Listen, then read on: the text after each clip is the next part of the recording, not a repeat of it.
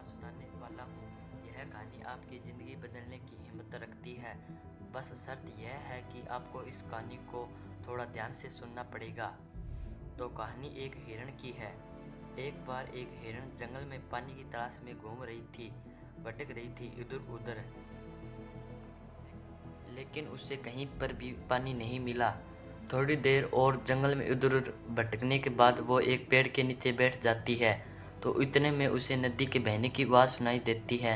तो हिरण उसे पेड़ के नीचे से उठकर फौरन फौरन पानी की आवाज़ की तरफ आगे बढ़ती है। तो वह देखती है उसे एक सामने एक बड़ी ही नदी बह रही थी। जैसे ही वो हिरण नदी को देखती है, बहुत खुश होती है, मानो उसे फिर से एक नई जिंदगी मिल गई हो।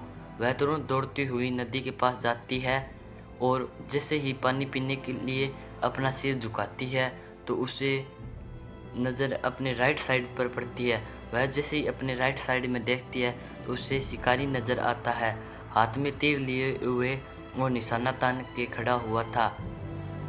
फिर जैसे ही हिरण की नज़र अपने लेफ्ट साइड में पड़ती है, उसे झाड़ियों के पीछे एक शेर नज़र आता है। अब हिरण पानी सब भूल जाता है।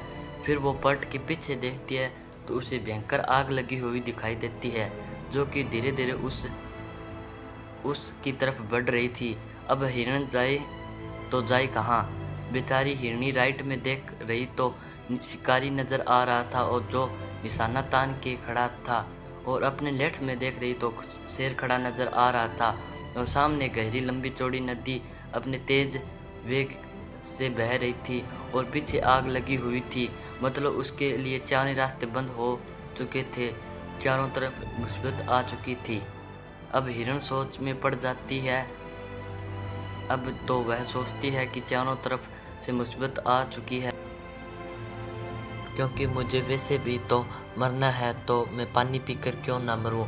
इतना सोचकर वह हिरण अपनी पानी पीने में लग जाती है। लेकिन थोड़ी देर बाद जैसे हिरण पानी पी रही थी, उतने में ऊपर से काले बादल छा जाते हैं। बादलों से बारिश होने लग जाती है और आग बुझ जाती है और हिरण अपनी जान बचा लेती है।